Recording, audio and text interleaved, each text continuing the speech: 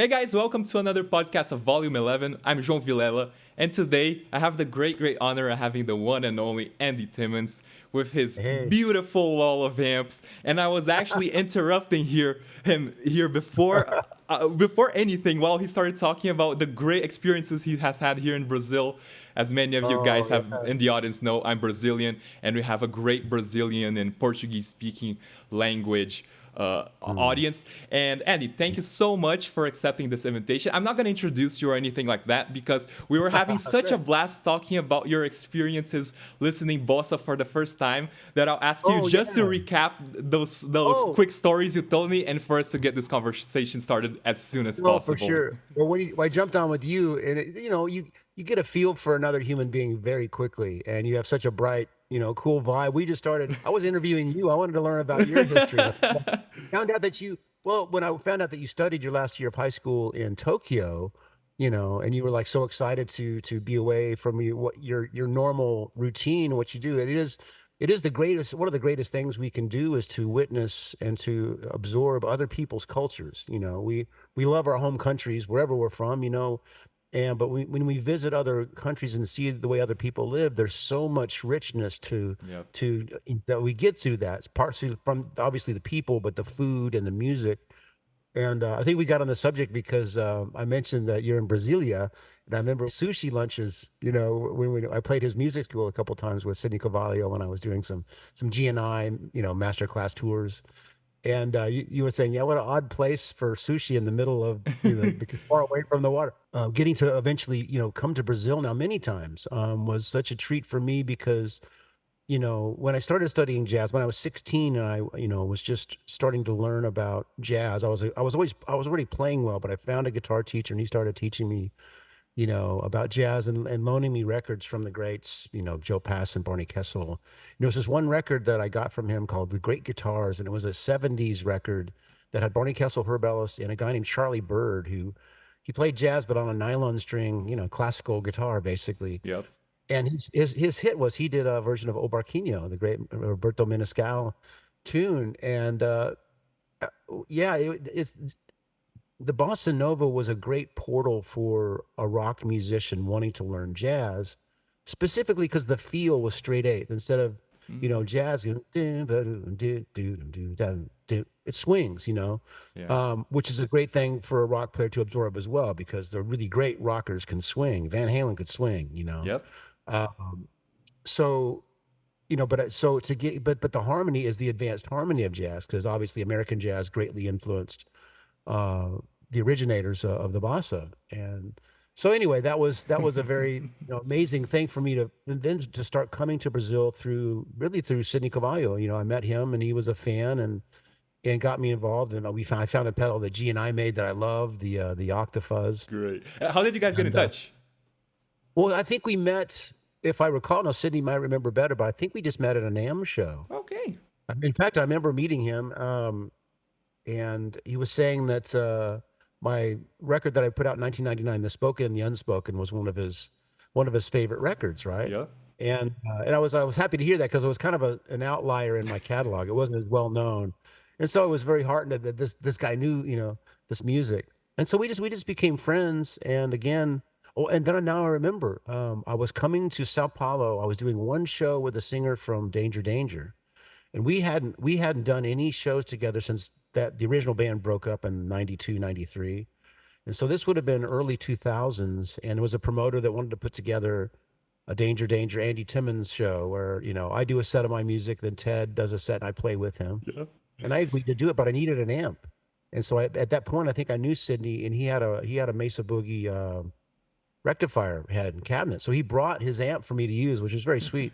But he also brought this NIG or GNI multi fuzz Oh distortion yeah. Wait. box. By the way, what you're meaning is Nigi, right? Nig. Yeah, NIG, Oh, yeah, okay. You've yeah. been saying G and I, So and then I was wondering, wait, what exactly is he referring yeah, so to? They rebranded outside of the Oh, Portuguese speaking area because NIG in English might have a bad connotation oh racially. yeah, true. I see. I see. So then therefore GNI. Okay, okay. And so yeah, sorry if you weren't aware of that. Yeah, yeah. So, but he brought this multi fuzz distortion, and it had this mode that was the Octavia, the Hendrix, kind of fuzzy Was it tone. that vintage fuzz pedal, or was it Yeah. another one? Well, it was I think it was called a multi distortion. It was a red pedal. And it had different types of distortion, but one was the fuzz, one was had the fuzz with the octave. And that's the sound I kind of gravitated towards. And they eventually made it as a standalone, just called the Octa Fuzz as a green pedal. So and it's been on my board ever since. So still an NIG, GNI endorser in that way. Yeah. So that that and so then when I loved the pedal, and then he says, "Oh, we can bring you down and do some master classes." Okay, great. So that just kind of fortified our relationship when we started, going around and playing all over Yeah. Brazil. And one year I was coming down, and I thought, man, I'm coming to Brazil. I've been practicing jazz again because I go in different directions, but I was really working towards my jazz vocabulary and just trying to get back into it. Yep. I said, well, I'm in Brazil, Sydney. We should let's play a bossa at every master class, every clinic. Who maybe we could find a local guy that plays bossa. He goes, I play bossa. My wife and my daughter, they both sing bossa. I know lots of tunes. So we started, and I knew a handful of tunes. I knew, Insensites and Impanema, of course, which was a Yes. big hit, Yes. and a handful of others. But of course, he knows it's Yeah. his culture. It's Yeah. his Yeah. so And he that's would what I teach me. was wondering, by the way, if you knew that he wasn't exactly a bossa guy, because like there are No, bossa no, guys like Menescal that ever since they've no, been alive, they are the bossa guys. But he is very no. much the rock guy that also had a Yeah. bossa background and also knew how to find his way on the bossa. Very much so. And so we just approached it. We were just fans of the music. He having a lot more experience than I, growing up with it really in the culture. But I was listening, and part of it was the American jazz guys, of course, but and Pat Metheny was definitely very influenced by the Brazilian music. Yes, And I was really big Pat Metheny fan. So that was another kind of part of I the see. the equation of why I had so much Yeah. passion for the. So like the But I Brazilian want culture came from different angles. It wasn't necessarily just yes. like, oh, someone proposed to you, hey Andy, you want to do bossa hits? And then you were like, sure. I don't know what it's No, about, well, but no, that it all the thing about it, Joel, it was also organic because then we started playing, a bossa at each gig, and maybe it was summer samba or a couple of things somebody would post on YouTube. yeah, Marcos Valley responded to the video, said, "Oh, I really like your version." And we thought, how cool is that? And then one thing led to another, and Menescal, I guess, uses the NIG strings, and maybe Sydney has a relationship with them. yeah. And so Menescal reached out and said, "Hey, come to my studio. I want to produce a record. You guys come." So I mean, you couldn't have tried to make this happen. And so I was already listening and absorbing, but when that opportunity came, I just voraciously started listening to everything Joe Gilberto ever did. I Yes, wanted to learn his phrasing. yes, If I'm gonna sing these songs on the guitar, I want it to be authentic, and I really want to feel his phrasing, and of course all the classic, Jobim yeah, compositions, and yeah, then finding Elise Regina, who I hadn't heard, yep, yep, and that record that she did with Jobim, yeah. just incredible. So it just became, another path for me to go down and really study and absorb. And it's funny when we started because, Menescal he did all the arrangements of what Sydney was playing. So he helped with all the voicings, all the, Wow. the arrangements of the songs. And so Sydney worked really hard to be able to do it on the level that he did. I was just watching a couple of the videos yesterday because I hadn't watched it in a long time. And I was just really remarking and thinking to myself how beautiful Sydney played, considering that, yeah, we're both like rock guitar Yeah. guys, for him. But to provide the foundation for those arrangements was just amazing. And he doesn't sound like Anyway, an imposter, right? Because maybe if you're a guy no, I that don't, play your whole yeah, life a yeah, different style, yeah, and then you're saying, no, I'm gonna be the nylon guy that plays the yeah, bossa, it can sound a little raw. absolutely. It can sound a No, for little, sure. rough around the edges. But he plays Yeah, that absolutely no one is able to tell that he has this I other think so background. too. And a great part of that, like you said, is definitely Menescal. Well, yeah, what a beautiful thing for Menescal to do is to mentor Sydney in that way so that he could. But he did the work, He man. did. Sydney did the work. He really did. But you're right because it's the same thing. Jazz guy trying to sound rock. How would you It's explain a like, jazz guy trying to play rock? well, I mean, it can be great. It can Of be great. course. Mike Stern. Yeah. Mike Stern, to me, this might start an argument, but to me, he was the first real fusion guy. Like there was McLaughlin. There was so many great players that came before, but for somebody to bend like that and have that blues and that rock, but then have that vocabulary, True. I hadn't heard it done like that, and that was a big moment for me. But most of the times, like the bending or it just because they've lived in such a different world of phrasing and a Yeah. different world of tone that it doesn't necessarily always cross over It well. can sound a So little yeah, linear, right? A jazz guy trying to yeah, maybe interpret. so.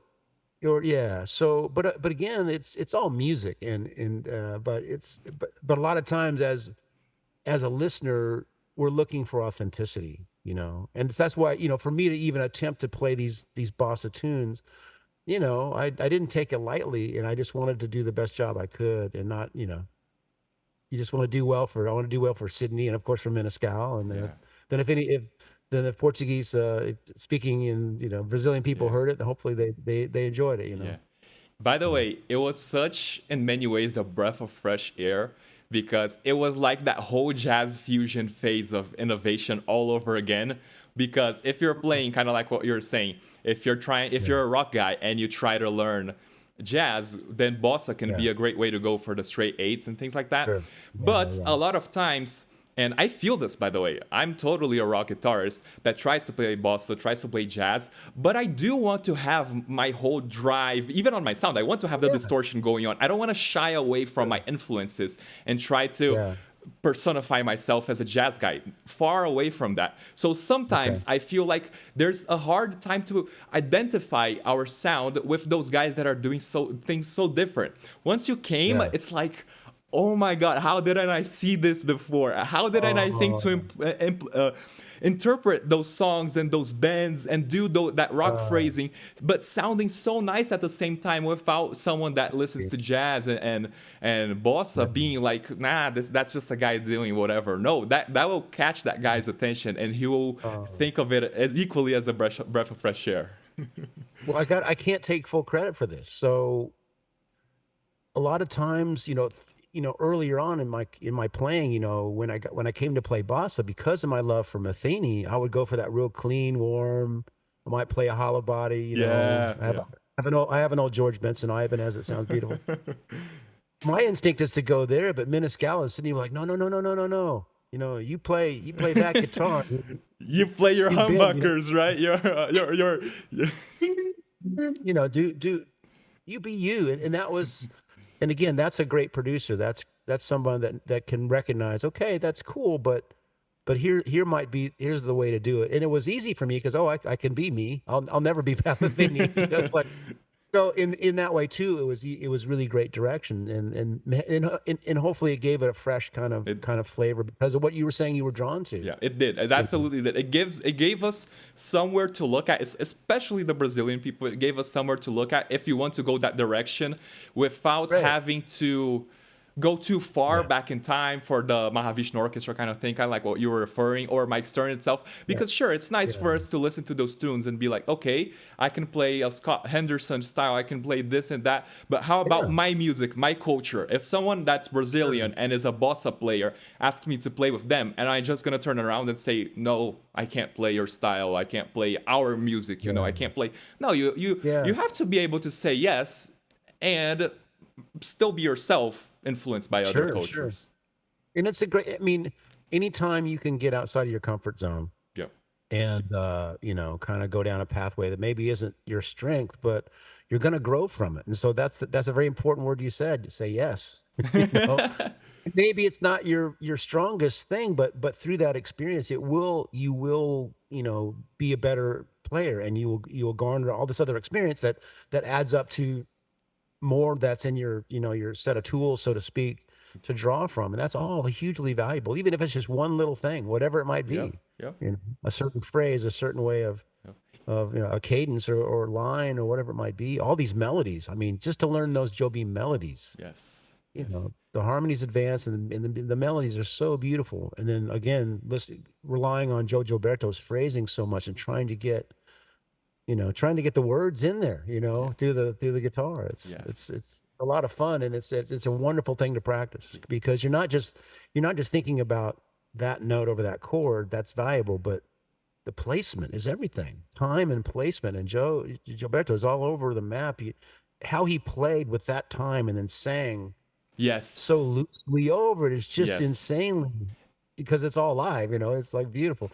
So that was a wonderful, wonderful thing. But it took two of us. It took me and Cindy to try to replicate Joe.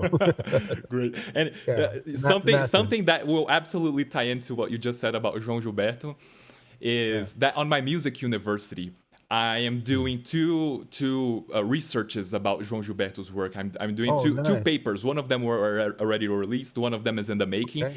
And basically, Okay. what we're realizing is like a group effort. And what we're realizing is that he was such an in the best and in the worst way possible and an Okay. unbearable and perfectionist guy. Oh So yeah. so Right. he would drive everyone crazy because I think that's every yeah. single variation in his rhythm guitar would be planned and it would be played exactly the same way every single time until he Wow. pressed the rec and then he was on the studio to Yeah. perform that. And because he was so confident on doing that, so for example, Mm. sometimes you'll see him playing an A part of the song and then it will go to B, it will go to C, it will go back to A, and that time that it goes back to A, it's exactly the same thing. It's exactly the same, and He's but got it. it Yeah. sounds fresh because the orchestration from Jobim is amazing, and Oh it sounds yeah. fresh because he'll have a different interpretation on his voice. So that's why Yeah. he sounds so loose. That's why he can interpret so well and so on point because he has that right under his fingers. He has Yeah, that it's like it's that's it's coming out so effortlessly. He's not thinking about this because it's ingrained, and then he can phrase on he top. can But phrase. it's still it's miraculous. It's truly It's amazing. amazing. And Yeah. his partnership with Jobim was one of the most amazing things ever because he was Mm. a great guy at interpreting the pieces, and Yeah. Jobim was Sure. probably one of the, if not the best, one of the greatest composers of all time. One thing that Easily. caught my Agree. attention is that when I was first learning how to play bossa, the basics and Mm. things like that, I was like, okay, I'll start with this Jobim tune. Oh, what else? What else caught my attention? Wait, another Jobim tune? Wait, another Jobim? Wait, João Gilberto recorded almost everything Jobim, Only and Andy Timmons he chose 14 bossa songs on his bossa hits, and 10 of them are Jobim. This guy is a madman. Like, what are we doing? yeah. So, can you talk It us is. about Jobim? Oh God. Well, no, it's just the songs speak for themselves. And I mean they are the most well known. But it was again to be able to do O Barquinho and Summer Samba. Yeah, There's other great tunes out there for sure. But Joe Beam is the body of work. It's inarguable. But again, for me, I got to learn songs I hadn't heard before. I hadn't heard Lysia. mm. I hadn't heard Caminos de Cruzados. Yes, They're not as well known in yes, America, in the jazz culture, whereas Impanema and Wave and maybe Triste, exactly. um, yeah, because I'd heard Triste from Oscar Peterson. Yeah, There's a record called Tristeza on Piano by Oscar Peterson. It's from the early '70s, and he does a version of Triste yeah. on that, and it's the most burning version, like as far as virtuosic like approach to a Joe Beam song. And the drummer Ed Thigpen, it's the most incredible brushes the whole time, Wow. just like a train. And it's so everybody go on Apple Music or wherever you stream music. Triste, Oscar Peterson, early '70s. Ed's playing is just incredible. Yeah. The arrangement's great. Oh, So again, that's I got to learn so much in that time with Sydney and Menescal of tunes that I just hadn't heard and just fell more in love with Joe Beam's writing. yeah. I'm a And even huge fan. Check it de Saudade, Yeah. which wasn't that the first bossa hit? And that's It was a one of wave, not making a pun with the song wave, but it was a the wave new wave. of like, for example, three of João Gilberto's most epic and most notorious albums coming at 1959, 1960, 1961, and then that whole movement was starting to grow. So there were some things before and after, and Chega de Saudade was one of the ones that, like, it's such a hauntingly beautiful melody, right? It goes all over the place, and it's such a It's long melody. It has such a long yeah. form. The B part it goes to major, for example. Exactly, Yeah. exactly. So, No. so so it was like many pieces of geniuses going around that eventually made the whole 60s bossa movement. Yeah, I for sure. And one of my favorite moments of so we did a tour, Sydney and I. We did a Bossa tour. Now I'm gonna not remember the year, but sometime in the 2010s, somewhere in there. And it was, his daughter also sang, did a wonderful Carmen Carvalho sang some of the songs. So she came with us and he had a rhythm section. So we played some of my music and some bossa, just he and I together and with Carmen. But the last show we did, it was an outdoor show, and Menescal came to do the show with us. Yeah. And for one song, he and I, just the two of us, no band, came out and did Chegue de Saudade. Yeah. And of course, just to play with Maestro was beautiful. And the whole crowd, it was like people on blankets, and it's a lot of younger people in their 20s, maybe teens and some 30s. Everybody was singing the song. Yes. We were just played it instrumentally, and they were all singing. And I'll never. And there's a video. I think there's a video on YouTube That's so that you cool. can find. Type in Menescal Timmons. But it's one of my favorite Yeah. moments of my career. It just, Wow. here I am in Brazil with Menescal, who was there. That shirt that Jojo Berto's wearing on the cover of that first record. Yeah. That's Menescal's. Oh. Joe never gave it back, apparently. So I was getting all these stories about, of course, what I knew about Menescal and Carlos Lira. They had that guitar Yes. school. Yes. And then Joe Gilberto comes into town and they're taking him to all the different places, all the apartments over in Yeah. Rio, going, you check this guy out, Yeah.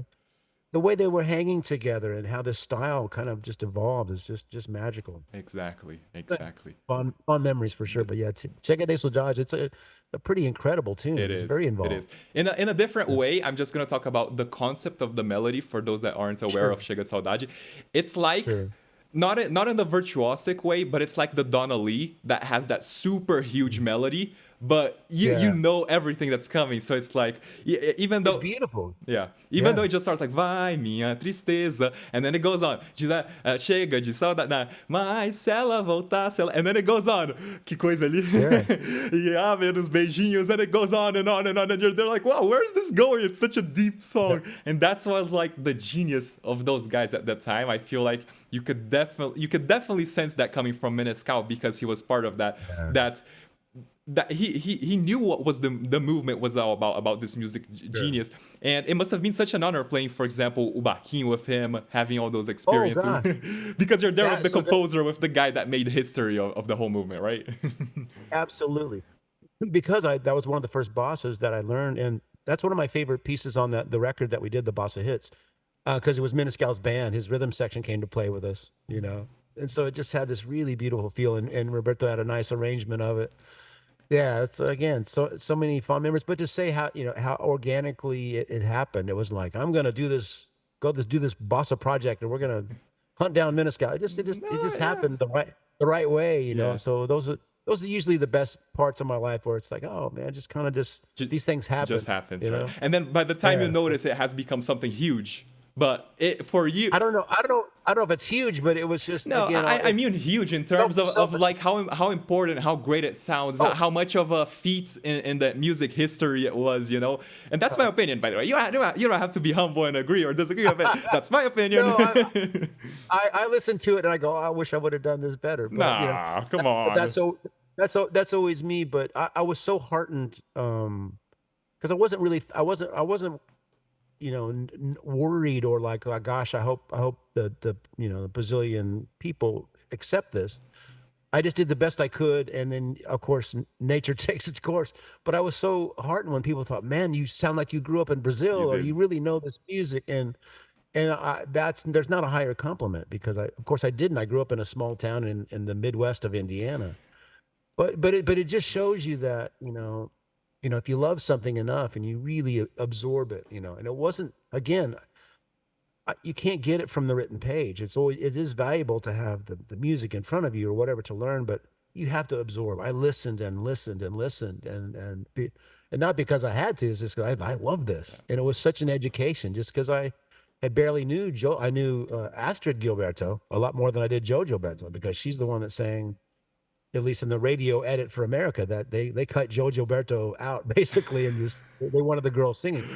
So, and I love her voice. Yeah. I think, oh man, she did a version of oh gosh, it's my foolish heart. It was later, maybe later in the '60s, but it's another beautiful. Of course, it's not a Joe Beam tune, but Yeah, yeah. It's a They do a nice jazz. Yeah. slow bossa. Oh, her voice is so sweet. It's so there was such an innocence to her voice because she wasn't a great singer, She was. but she presented it in a really Yeah. pure, beautiful Yeah. way that really connected with Yeah, people. that was And the so essence of bossa, by the way, making it light, yeah, making it yes, smooth, making it sophisticated, but at the same time, right, you're talking about feelings that of longing, feelings very of much. feelings of disheartening many times, or also feelings of like loving Rio de Janeiro and things like that. But Yeah, yeah, it's all about that feel. At the same time, that for example, a metal guy wants to make it aggressive, that a blues guy wants to make it expressive, that a jazz guy wants to sure. make it fluid. Bossa is about making it smooth, you know? Well, she did kind of exemplify that. She personified that smooth, right, that smooth, cool, and through my studying too, and I got, of course, talking to Menescal, and I know how much Barney Kessel influenced him and those jazz guitar voicings. He was showing Jobim, but likewise, I know that group of people, they were all big Frank Sinatra fans, and there might have been Yeah, somewhere in the history there was a Frank Sinatra fan club that all these people were yeah, meeting at, and that figured into it. But Chet Baker's style of singing, Chet Baker, in the trumpet player, but also sang, had a really good, handsome James Dean kind of look. yeah. He had a very unaffected vibratoless type of singing, which was very uncool at the Yeah. time in America. It's like, Yeah. It what was is the this? whole crooner Yeah. grandiosity and right. Come fly away, go Yeah. fly, great, but he was just, my funny Valentine, Yeah. sweet coming down, Yeah. da, da, Yeah. da, da, da, da. And so I think that also factored into the influence of the bossa, delivery too. Yeah. Yeah. Andy, And certainly the way. let me tell you a Jobim and Sinatra story. I don't know if you've heard this one Oh, before. please, no, please. So there was one time that Jobim, before he was famous at all, he was playing at a random pub, at a random bar, at a random restaurant, whatever. Yeah, And then yeah, the owner of yeah. the restaurant, maybe he was like, he had just finished playing, or he was on his break or something like that. The owner of the restaurant goes up to him and he's like, Jobim, there's this guy wanting to talk to you on the phone. So they're like, oh, whatever, I'm going to talk to him. And then the guy that's on the phone is like, Jobim, Sinatra here. I want you to come to the US. And as soon as the guy starts saying that he's Sinatra, he's like, go fuck yourself. Like, Yeah, exactly. As you would, right? yeah. And then he turned the guy down, right? And then 20 minutes later, everyone was going after Jobim, like, Jobim, Sinatra's after you. And it was like, oh, wait, really? I thought it was a hoax. I thought it was someone Yeah. personifying him. Oh, that's great. That's great. so, So I wonder, did he go? There was a big bossa at Carnegie Hall show that yeah. everybody came up to play, and then I think Jobim kind of just stayed after that, right? Yeah, He yeah. decided to. And there Yeah, were TV shows being programmed, of them performing their songs. I think it's funny because in Brazil, and this can apply to many other smaller countries, in terms of cultural influences. A lot of times we look at the US or Europe and we're like, oh, what's important of sure. culture? It's what's there because it's big, because Yeah, everyone in the world sure. listens to their culture. And But sometimes yeah, we are totally unaware about yeah, how our biggest influences might love our music, and we might yeah. not even Oh, recognize its importance. sure, So sure. that's one of like whenever that's why whenever I have someone that's not Brazilian on the show, and I Uh, know that they've listened to Brazilian music, I can't let that topic slide by, because it's like, please tell oh us, yeah, what do you like about our music? Because yeah. it has to be something that we don't need other people's approval. But unfortunately, there Sure. is a certain culture in many ways, mostly of those that are looking at numbers, mostly at those that are not looking at money, influence in Hollywood or whatever. There is that certain look of like, oh, I need other people's approval to say that my music Yeah, is the best in the world. yeah. Well, that's the thing. What can we say is best? But there's true greatness everywhere in this world. And obviously, yeah, America and in Europe in some ways. Um, they're larger, but it's all being influenced by the world. Like, but even Brazilian music, if I'm correct, there was a large African influenced Oh, when you think about totally, samba, totally. from all that. So it's wonderful that we can celebrate each other and recognize, like I was talking about, when you move to Tokyo for a while and you get to absorb that culture by virtue of my career and having the ability to travel, for the gigs, and through that some then eventually outside of America, it was the best thing I could have done and gave me just such a deeper love and understanding of all humanity, And I've always lived my life in a very respectful way, wherever somebody's from, whatever their background, I'm gonna love and respect them if they're and hopefully they show me the same. Yeah. But we're all equal here, man. There's no less than, greater than. It's even though we can be made to feel that way. Yeah. Yeah. You know what I'm Yeah. saying? So, but I know what you mean about the pride of your country, what your culture has brought to the world, and there's it's deep, it's very deep, and has affected so much music. Yep. Yep.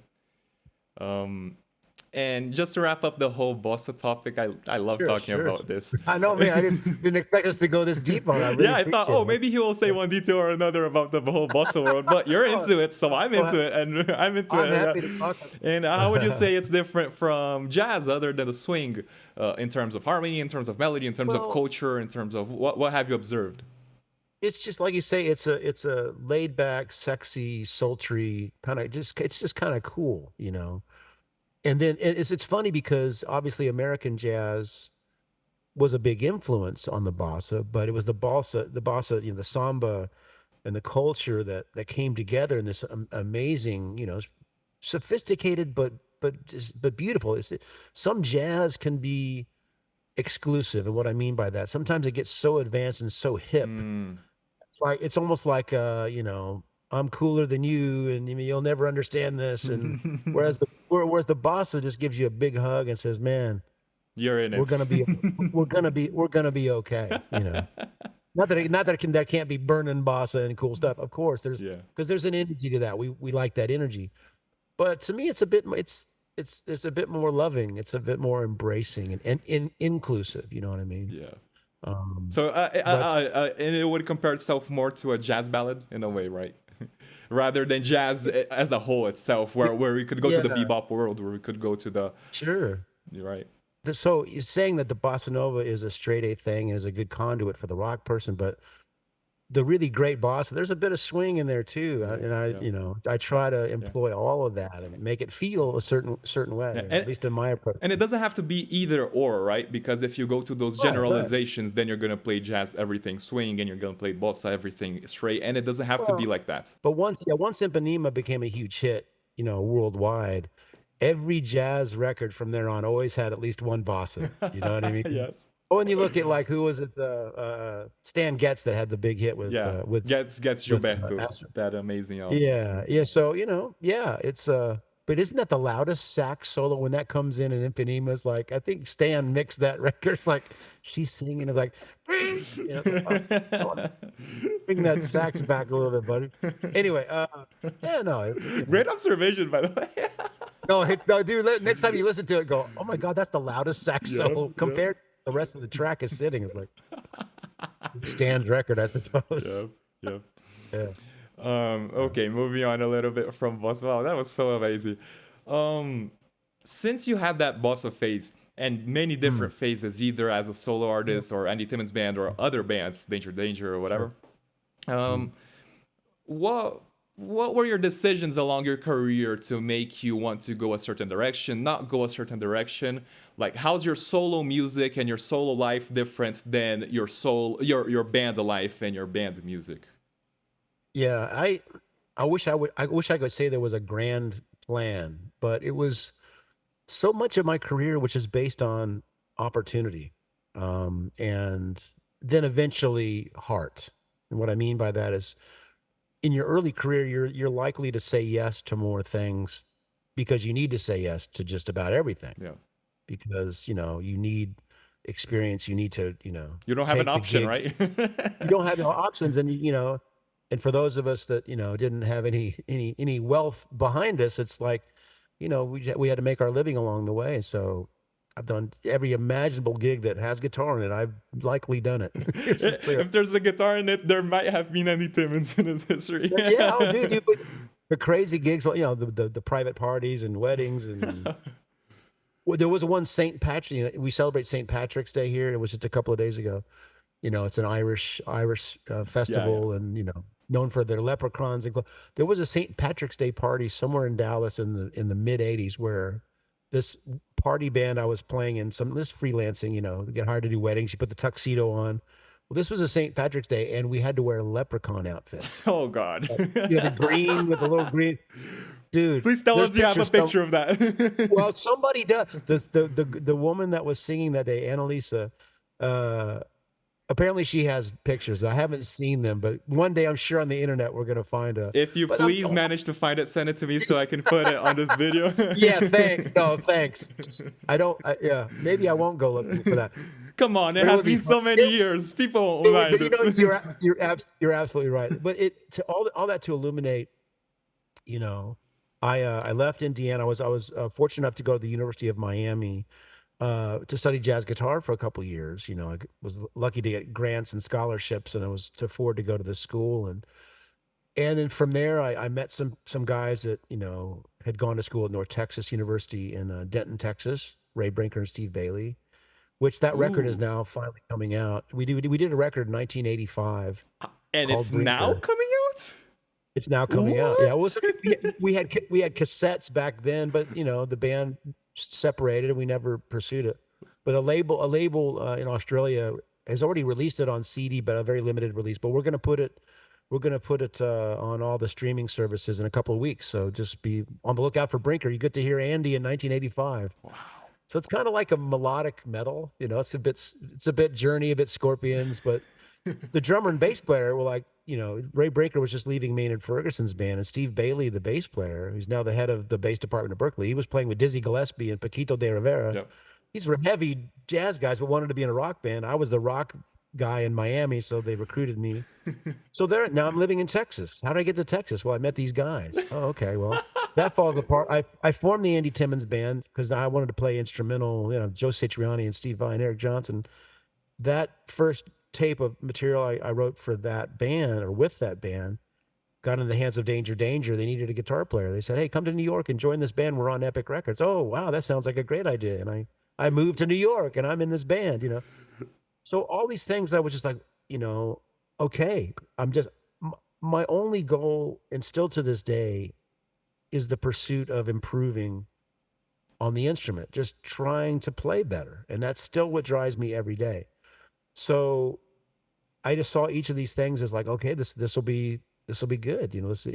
Each was another step up the rung in the ladder. Now, Danger Danger was a turning point. So at that point in my life, and I think a lot of musicians' lives, they would probably have been under the impression that to be signed to a major label, that's the goal. You Yeah. want to be on a record. You want to be, it was before internet. It was Yeah, before even especially those MTV. days, right? Especially those Yeah, days. it's like that was kind of, you really thought that that's it. That's my goal. And so when I had the opportunity to join a band already signed to Epic Records, 1988, 1989.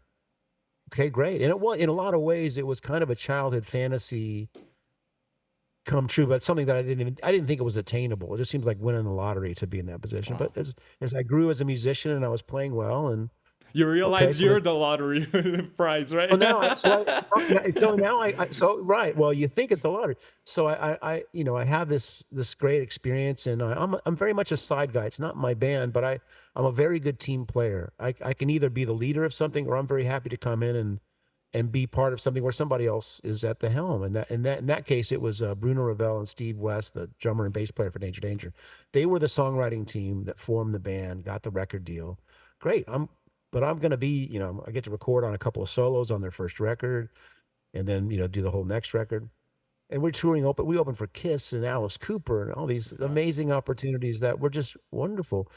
But after being in it for a while and seeing how the kind of the industry ran, it's like, well, the turning point was, we recorded a third record for Epic, and things were changing in that, rap and the Seattle movement, Nirvana and Pearl Jam were getting big. And so the bands like Danger Danger, which were kind of the hair band, Bon Jovi type stuff, was being kind of phased out Yeah. by MTV. They were very much in control. So we recorded this third record. It's called Cockroach. It eventually came out 15 years later. but really thought we made a really great record. And the label initially was like, "Yeah, this is amazing," and then all of a sudden they're not going to release it, and Oh they my drop the god. band. Oh my god. So, That but must have in been that, a hit in the stomach, right? oh, it was it would because You put your you put soul your in it. You put your whole heart and efforts. Yeah. soul. Absolutely. So it was disheartening. But what really made it worse was that, okay, you know, can we get the record back? And so they wanted like Oh $250,000, god. Come which on. is probably the amount of debt the band had accrued, from all the videos and the touring. Where, you're not always making money. You usually losing money unless you're really doing great. Yeah. So, of course, the band didn't have that money. So, but that was the moment of realization. They owned that record. Why would I ever work so hard on something and put my heart and soul into something that didn't belong to me? I see. That was my lesson. So that was a So huge turning point, right? for sure, because what I did was, I left New York. I moved back to Texas because in Dallas, before I moved to New York, I was in the sessions. There was a good recording session scene here, and I was doing session work, and my band was still here. I still had the Andy Timmons band, and I was recording on and off during my time in Danger Danger. I go back to Texas when we had breaks and record with my band. So by the time Danger Danger kind of fell apart, I already had most of what became Ear Ecstasy, my first record. But the funny thing about it was I finished the record and just decided to put it out on my own. I didn't even send it to a record label because I thought I don't want anything to do. Yeah. So my lesson was like, you know, plus I was in a band where it wasn't my thing so much. And it was starting to be more important to me to do the music that was really in my heart. So not that I didn't love being in Danger Danger, that was a great thing, but I want to be me now, and me on my terms. Record the music I want to make, not being dictated to by a label, Yeah. nobody else owning it, Yeah. and just be me. And so that's been the driving force ever since. That's 94. Now through that, I've said yes to some gigs that I wanted to do. Simon Phillips. Oh. I did several tours and records with, throughout from the late 90s to 2015. And Taylor then Bay Band, right? Punkind, right? Taylor Bay was my band before Brinker. That was in Evansville, Oh, that was Indiana. before. Taylor Bay was the band I was in from 8th grade till uh, junior in Wow, college. I I thought was in I a thought that band, was after. I got it mixed up. Taylor Bay. So, and that music we're gonna get that released too. We recorded about a record and a half of stuff that has never been officially released. So that's coming. So it's Taylor Bay. Then I went to Miami. Then Brinker. Then Danger Danger. The Andy Timmons band all the way through that. But then I did Simon Phillips. Then I also did some show. I did 15 years with Olivia Newton-John. Completely different. Yeah, yeah, And she's another one that loves bossa nova. She used to love to sing bossa nova. In fact, her big hit in America was Physical. yeah. Just dance pop from the early 80s, but it was number one for 10 weeks. But later in her career didn't like doing it, so I did a bossa nova arrangement of it. Little things that you know it's just like, and she loved singing. She loved singing in that style. So, but now, so now it's just a matter of I follow my heart. Yeah, The opportunity was there to record a bossa nova record. Fantastic. I've got a surf guitar record where I do a surf version of Donna Lee. Oh, Yeah. I gotta check that out.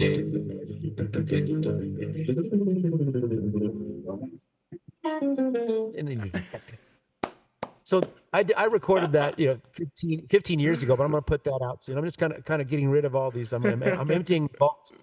But right now, I just recorded a new record with Josh Smith producing. He produced my last record, the Electric Truth record, and He's amazing. it's being around Josh, who's an amazing blues player. And Joe Bonamassa came to the studio. He played with me on the record.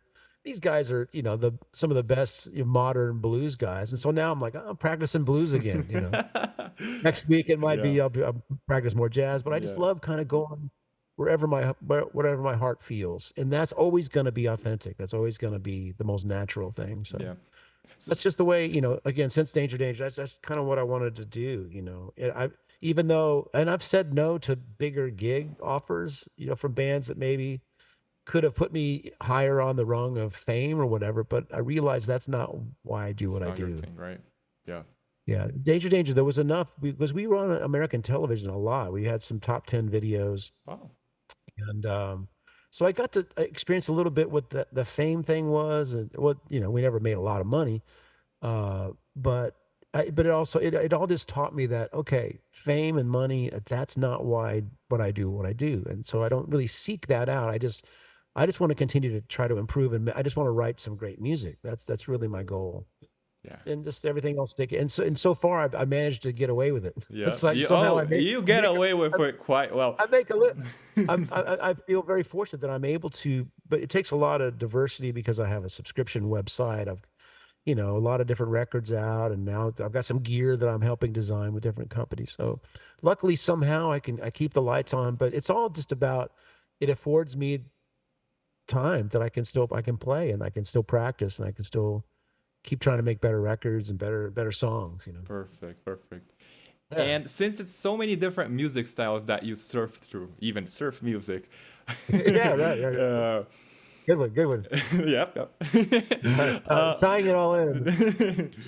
The wave. Yeah, yeah. So sometimes there will be Eric Johnson and Steve Vai and Joe Satriani asking you to go Oh, with G3 and G4. Sometimes there will be uh, some jazz stuff. There will be some blues stuff. There will be some bossa stuff. What's your preparation like? You said that you like to listen to to the music a lot because to feel comfortable in those different playing styles, that's a yeah. great challenge. Well, yeah, with everything, it depends on the gig.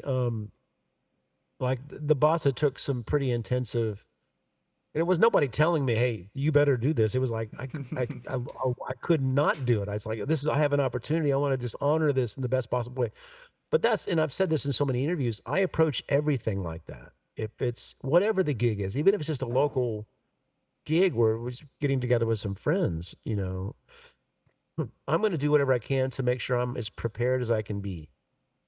Whatever time permits. I'm going to make sure I know the material. I want to have the right gear. I want to have a backup guitar. Okay, I'm going to think. I want to just try to make every situation the best I can make it. Yeah, And sometimes if it's off, the bossa took more intensive work because if I'm going to be authentic, I really need to absorb more than because I've gotten it sometimes a lot of third party, whereas I might have heard it from Charlie Bird or Barney Kessel or even Stan Getz. I mean, he's clearly not Brazilian, but he benefited from it. You yeah, know yeah, what I yeah, mean? But to go and really listen to the origins and those records, that was so beautiful to do that because I hadn't done that yet. Even a good buddy of mine that helps me with some of my video work here. He's a great guitar player, Nick Knurk. At one point, he started getting really into Django and gypsy jazz, which I had a Django record when I was a kid, but it wasn't electric. It wasn't hot electric guitar. I didn't get it. But I always say it's like Django. All these years has been when you're ready, I'm here. you know, and so we start listening to Django and going, oh my God, this guy is kind of the greatest thing. How does he do this? Not only technically because he had two fingers yeah, that were badly injured in the fire, but just the brain, the ideas. It's just mind-boggling. yeah, So at every juncture, there's always something waiting for you to help you yeah. grow. You know what I mean? And for me right now, it's blues. I'm going back and I'm listening because I every now and then I can play a good blues solo. I'll say that. But a lot of times I feel like, oh man, I'm not quite not I'm not getting what I want to hear. You know what I'm saying? Uh-huh. So, but through that, by going back and so I have a satellite radio in my car, so when I'm traveling, I can listen to the blues channel. It's called Blue BB King's Bluesville, and they'll play they'll play a Joe Bonamassa track or more younger guys, but they also play like the original Robert Yeah. Johnson, Booker White, or whoever, Lightning Hopkins, and stuff that I wouldn't have gravitated towards earlier because it wasn't the modern rock thing, but okay, that's where it all comes from. Let me absorb some of that, and I hear myself phrase a little different Yep. just because I've been listening. There wasn't time going, "Oh, I'm going to play just like that," which is a good way to practice, but just listening. Absorbing. You'll never learn to swing unless you listen to a lot of great jazz. You can't. Da, da, da, da, da, da, da. It says da da da. No, da, da, da, da, da. No, it's just you gotta really absorb it. Listen to Charlie Parker, listen to Donna Lee, Yeah. right? I know you have been. I have a lot. And so Yeah. so it's an overall passion for music in general, right? Not passion for the guitar necessarily, not passion for Well, rock, it's passion for music. yeah. It's passion for all that. But it's down to the individual. I've been friends with Paul Gilbert for years. I say friends. We've known each other through the guitar, and anytime we're together, In other we tend to words, you have a guys are best buddies. Go on. no, it's not. When I say that, it's like I can't say that. It's like we're on the phone every day. But when we see each other, we have a marvelous time. And there's video documentation on YouTube. You can check it out. But he's the same way. He's a huge music fan. He loves a lot of different things. But at one point, we were talking about, he wanted to get to the point where he was navigating chord changes better instead of just thinking globally rock shreddy stuff, which he's just one of the greatest ever, rock guitarists, right? Definitely. And I was saying how much I got from what we're talking about by absorbing Wes Montgomery, by absorbing Barney and all the different kinds of music. He goes, yeah, I, I just I just don't like listening to Autumn Leaves. Because he's such a rocker. He kind of sounds like this. Sorry, Paul. It's a very bad impression, but Joel It's a gets it. perfect impression. There's too many chords. There's not enough time. There's not enough time. But no, he just if you do have to love it if you're not digging it. But what I did hear in his playing, through time, he keeps growing. He really does. There's quite a bit going on with what Paul does, and it was really great to hear him kind of address. Oh, I need more of that. You know what I'm saying? And he went out and because I don't know if there's anybody working harder than Paul Gilbert. The guy's amazing. He has this guitar school, Yeah. and he's just finishing a tour with Mr. Big. I went to see them. They were incredible. He's a really, really special guy. But we just played together. We bumped into each other at Sweetwater, and I was there to promote a Keeley pedal, and he was there recording with Mr. Big, and so they set up. I'm literally coming from the airport to the studio to do my little video. He said, "Hey, Paul Gilbert's here. He's set up. He wants to jam." I'm like, "Okay, cool." I'm like, "Oh shit." Jam with this my amazing virtuoso buddy, right? But He probably thought the same thing. well, we come in, sit down, and then we just kind of just improvise for 30 minutes, just talking, and so you can see us being goofy together. But that's the beauty, though. Did you make the impression? Your Paul Gilbert impression? I don't think I've done, man. I don't remember that, but maybe I have, maybe I haven't. I don't know. It's funny how when you do it, at the same time it sounds exactly like him. It sounds like a goofy, cartoony character. No, he's very close to Barney Rubble in the Flintstones. Oh, yeah. Hey, Fred. Hey, Fred. Yeah. So he's kind of in that same spot. Not that I'm a master impressionist. Yeah. That was great. I do a pretty good Mike Stern though. Hey, man. Sorry. No, Mike is a brother. Mike is a brother, and truly one of my biggest influences. And by the way, are you guys like brothers separated at birth? Because you guys also look alike, right? You have the whole. I think so. Well, I move a little bit like him on stage, and it might be because I'm influenced by that. But because he moves his legs in time, and every time throughout, since before I knew Mike, I've always there's other parts of my body that are involved in the music. There's some people that feel like, oh, you shouldn't tap your foot. You should be just in the music. You should feel it internally. I argue the point that, if I'm feeling it, I'm going to move, Yep. and through that, not even just with the instrument, I've led a very rhythmic life. It became I started being conscious of the fact that even if I'm just walking down the street, I'm probably got a groove in my head and walking in that time. You know what I mean? I'm always grooving or subdividing. And when I'm playing, I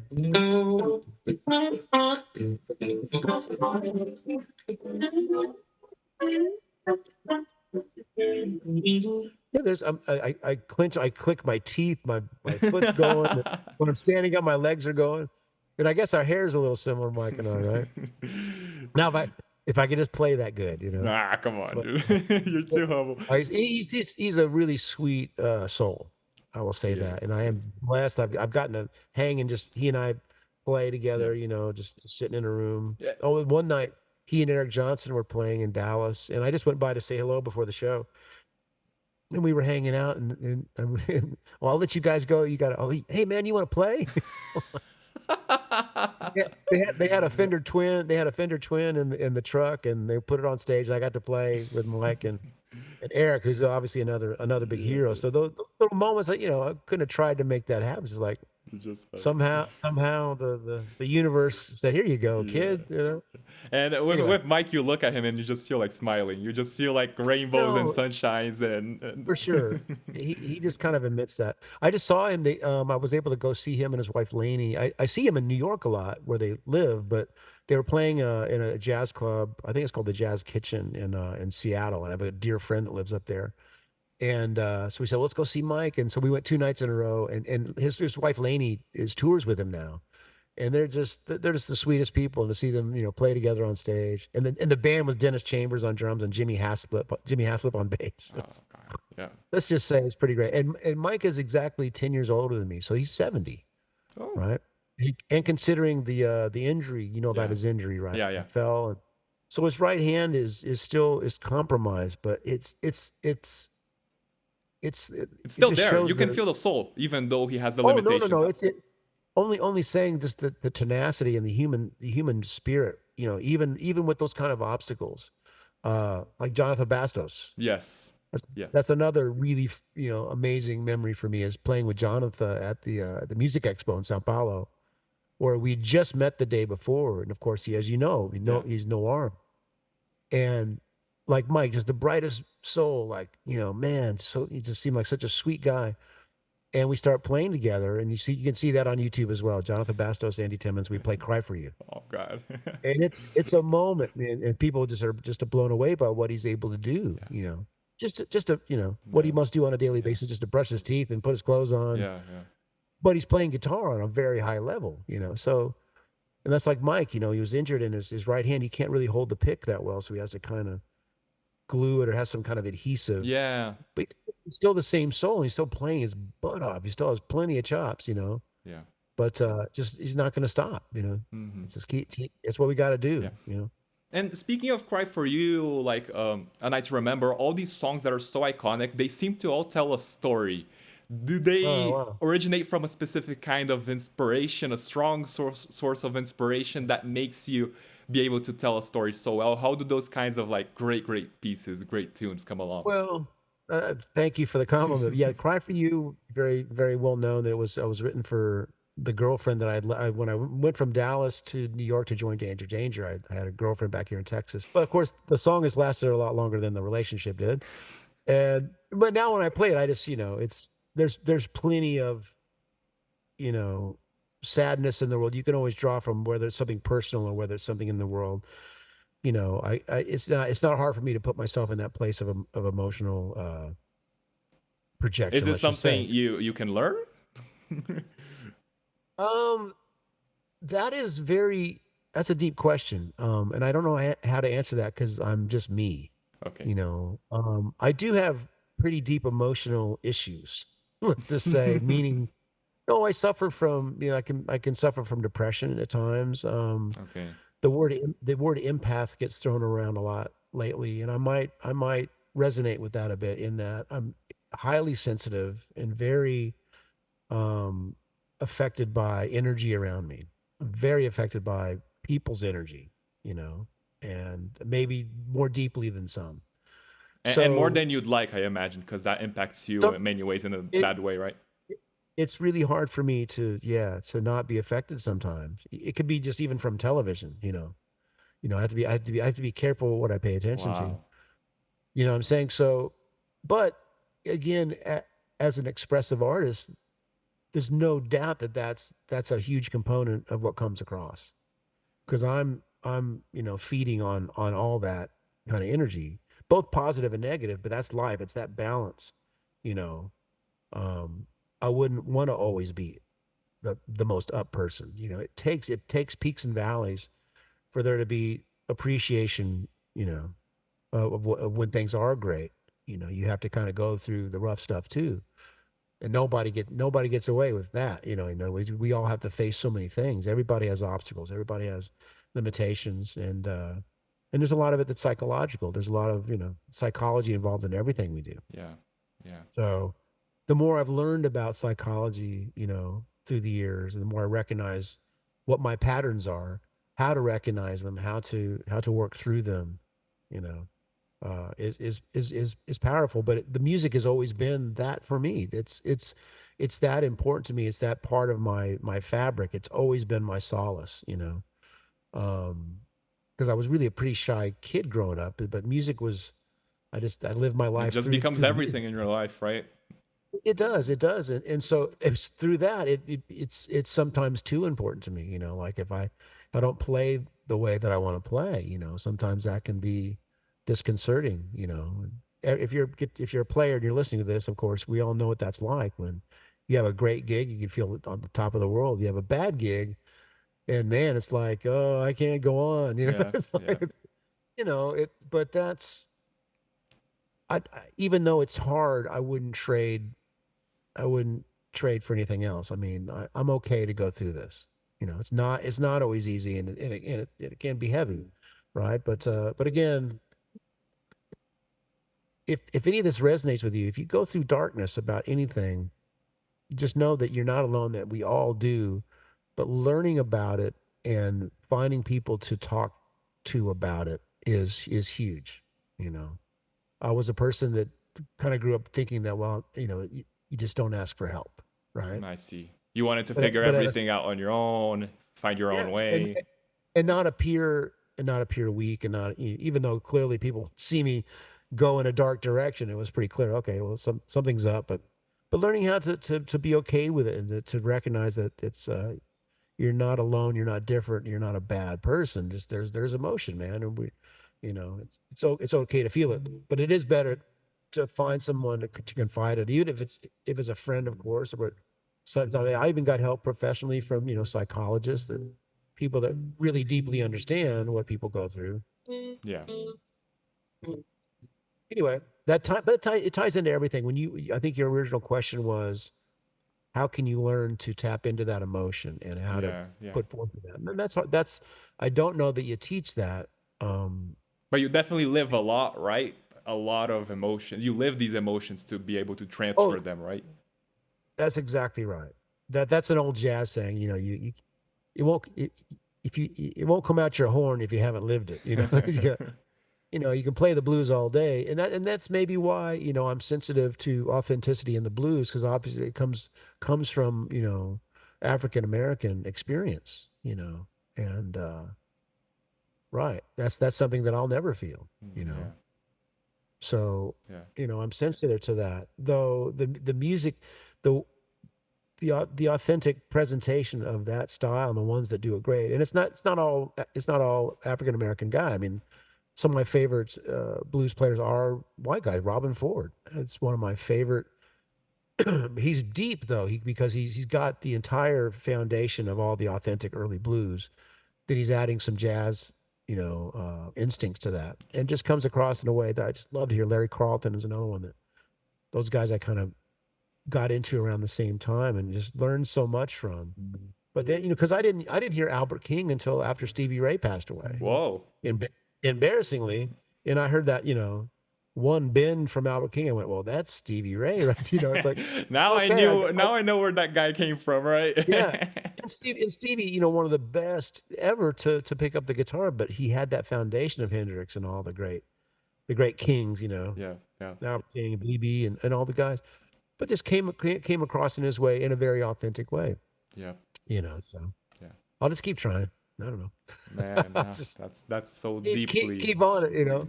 But the emotion and the person, the human being, is going to be the common thread through all that. It's going to have the same intent, the same, you know, the desire to communicate and to emote, you know, whatever it is. It's not all darkness. There's a lot of light too, and there's a lot of positive, you know. My general goal in operating through life is I want peace. You know, I want everybody to be okay. You know what I'm saying? You know, if I'm passing somebody by, I'm gonna smile. They may not smile back, but I just want them to know, hey man, I'm good here if you are. You know, Yeah. let's be cool. As my son who's 20 now, when he was growing up, we'd be at the grocery or wherever out in public, and he'd see me interact with somebody. He goes, "Did you know that person?" I said, "Oh, I'm just being nice and saying hey." And you never know the impact you might have on somebody that's Yeah, having a yeah, tough yeah, time. That just a smile and just to Yeah. have a positive interaction for a second. Yeah. And I've had people tell me this years later, said, man, you talked to me one day and that, Uh, it did make a difference. You know what I'm saying? There was this one, we were recording the second Danger Danger record in where were we? New River Studio in Fort Lauderdale. And there was this group of kids. We had Danger Danger, so we were popular with some of the young rock fans. And so there was a group of kids that was hanging out outside the studio every day. We'd get there, we'd hang out and see all these people, and then we'd go record. Then we'd come out, and they're still there, and we'd hang out. Really sweet. And there was this one girl there that just kind of was quiet and to herself. And I recognized because I knew girls like that in high school that maybe there might have been a tough family life, or they weren't as pretty, or whatever, some of the girls. But I always made it a point to talk to her because I sensed that, you know, she needed it. She needed somebody to talk to for a second and say, hey. So years later, I'm doing a guitar clinic somewhere in Florida, and she came out. She had her daughter with her, and she's like, well, I'm a school teacher now, and I can't tell you the difference you made in my life. I get emotional thinking about it. And all I was doing was being a sensitive human being and recognizing, hey, maybe this person could use a little chat. yeah. And that's all it was. It was Yeah. nothing heavy, nothing, just taking the time to. But that's the empathy part, kind of just recognizing and just wanting people to be okay.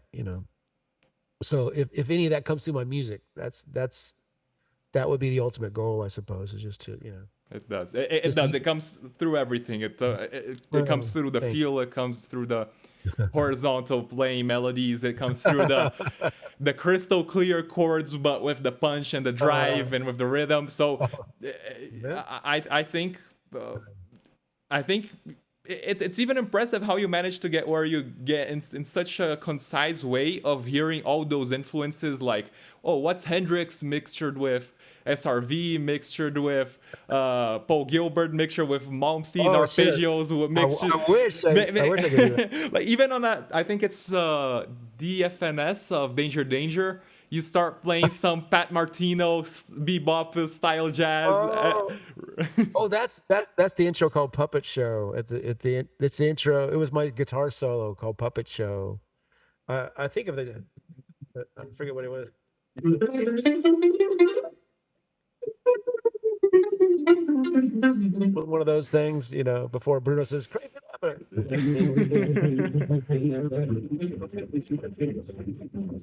Yeah. And then you go I gotta, everywhere, right? You go on the Paul yeah, Gilbert alternate picking. So all that is Andy Timmons, right? that's true. That I didn't even think about it, but that's the perfect example of that. That's because I'm starting off playing exactly that Pat Martino, Joe Pass kind of. Yeah. Yeah. But then I shred it up. My guitar sounds weird right now. Normally, I've got when I'm doing my live, online. I do some concerts on a platform called Stage It every now and then. I did a bunch of the pandemic, but I have cabinets in the other room mic'd up. But today I've got a couple of Fender Twins. I'm in the middle of doing a new record, so I'm experimenting with different tones. So Yeah. And how do you that's why go it sounds. about tone, for example? Because just to wrap up, by the way, I could spend here Oh, you're fine. all day talking to you. If no, don't tell We me can do. don't tell me I'm fine, or else we're gonna be talking for hours on end. Okay. Well, I mean, we can do part two. I do have another meeting, but yeah, Because, for example, your guitar is like an in between of a Strat and a Super Strat. Your sure, drive is modern, but at the same time it's also a little vintage, and it's yeah. not. You go along so many different avenues of different sounds and timbres and what else it might be. Yeah. So how did you get there? It's just a genuine curiosity. Oh, well, it's exactly everything we've talked about. It's because, we are just kind of an amalgamation of all the things we love.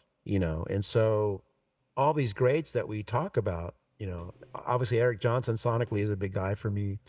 And of course he's a big proponent of Clapton and Hendrix and Chet Atkins And the and all the country tone, all guys. right? The Oh, tone. that's what I mean. I'm talking about because you talk about tone. Yep. So he sets quite a benchmark, and then and of course Hendrix and SRV and Robin Ford for certain things, Carlton for things, Stern for things. it all adds up. And I always reference something I heard David Bowie say in an interview that when somebody asked him about, you're such an innovator, he says, "Oh, no, no, no, no. I'm just a collector." And so what he meant was he's just taking these bits from these things that he loves, you know, and that's how it comes. And when you look at a Ziggy Stardust period, Mark Bolan was already doing the glam thing, and he was just kind of taking. So you can kind of start to recognize the influence, but it came out very much him, just like the Beatles. They were taking American Motown and blues, And skiffle, and right? All that British new then some of the ways. skiffle for sure. But they were, yeah, exactly, and even but then their parents' record collection, "Till There Was You," and some of Yep. these show tunes with more than three chords. So then they had this great bunch of material to draw from when they start recording their own music and writing their own stuff. So whatever it is I'm doing, it's the same for me. I'm no innovator. But it's trying to do all these different things and the limitations of not really being able to do them. Yeah, But yeah. Lex, as we have, I always think about the sounds we might have in our head, as we think about Eric's tone or Stevie's or Hendrix's or whoever that you love the tone of, whoever it is, it could be James Hetfield or whoever. We have this benchmark, and through time, we're trying to kind of, for me, it's like trying to achieve that, but we can only sound like us. Our physiology, our fingers, we all sound different, just the way we touch the strings. But part of that is you recognize that, if I plug into different amps, it's still going to sound kind of like me by virtue of the sound I'm wanting to hear, the experience of eventually figuring out how can I strike the string in a way that's going to get closer to what I want to hear, even if the amp's not cooperating. I'm going to figure out a way. Well, yeah, but I appreciate you just got such a positive energy, Ah, man. So it's thank great you. to. Thank you. I tell you I'll the go. same. It's one of those things that it's like sometimes you're worried if you want to like ever meet your hero because it's like, oh, Oh, what if Andy Timmons? What if when I meet Guthrie Govan? What if they're a dick to me? What if they just oh put me up? And then no. when they're such nice people, you're there like, oh my god, I want to be your best friend. Well, no, but it takes two. So yeah, I appreciate it, man. So we'll do another one, man. We'll Yeah, yeah. stay in touch, and we'll hook up again, and Yay. maybe I'll have a better signal chain here so we can get better guitar sound. We're great. So Andy, so thank you so much for being not just the interview, not just the talk, not just the humbleness and being open to Yeah, talk man. about everything you talked, just being such a nice guy overall. No So problem, man. if you want to leave Likewise, likewise. anyone with your socials, your future projects, what kind of Yeah. phase of life you're at, if you want people to take a look at your what is it, guitar school, your online platforms, whatever it Yeah. is, Yeah. the stage is completely yours. Oh well, I mean, yeah, I'm bad with commercials, but I do have a subscription site, Guitar Experience, but no E before the X, guitarexperience.net. Experience. And that's where people can go. Is I've basically going through my entire catalog and teaching every song. I do a playthrough, and then there's a friend of mine actually in Brazil that transcribes everything for me. Alex Calamari does a great job. And so it's all notated, but then I sit and teach for another like hour and a half, and I talk about every note and nuance that I played, how I wrote the tune, the gear used, and all that. So that's a lot of fun. I do have a new record I'm working on now that'll be the follow up to Electric Truth with Josh Smith. It'll be out later this year. I have a single coming out in 2 weeks that I did with Peter Frampton. Oh, God. Listen for that. I wrote a song for him called "The Boy from Beckenham," which is where he grew up in England. And one thing led to another, and he ended up playing on it, and he sounds amazing. I can't wait for people to hear that. And I don't know, andytimmons.com is the place to get other information about shows and whatnot. And just, keep in touch. I'm easy to find, all the socials and whatnot on the Instagrams and yeah. Amazing. Anyway, but Amazing. get off your devices and go play. Go play Don't some follow me music. too much. I want you to go play, make some music. It's like if you ever need to get in touch, do so, but don't follow, don't be on the internet all day. There you go. We got to play, man. We got to Yeah. play. So thank you so much once again, guys. You can follow me Well, at Vilela Volume 11. Sometimes I pronounce it in Portuguese, so I just need to double think before I get that out. sure, So Vilela sure. Volume 11. Follow me at that. I'll be releasing many new shows here with great interviews like this one. Uh, By the way, okay, it's not confirmed, but it's pretty much confirmed. I'm gonna give you Yeah. guys an exclusive. Very soon, we're gonna have Scott Henderson on the show as well, so that will be insane. I'm so looking Awesome. up to that, and I'll see you guys at the He's next. he's one of the best. He's one of Oh the yeah, best ever, and a killer dude, man. I love Scott a lot. So tell him I said hey. yeah. So Scott, Tell him we need to go get Scott, some. you're hearing that? And he says, Yeah, that's right. No, we went and had some Japanese barbecue together last time I was in LA. So yeah, we'll go again, Mr. Scott. Thank you guys. Hey, Joe. See you guys on the next podcast of Volume 11.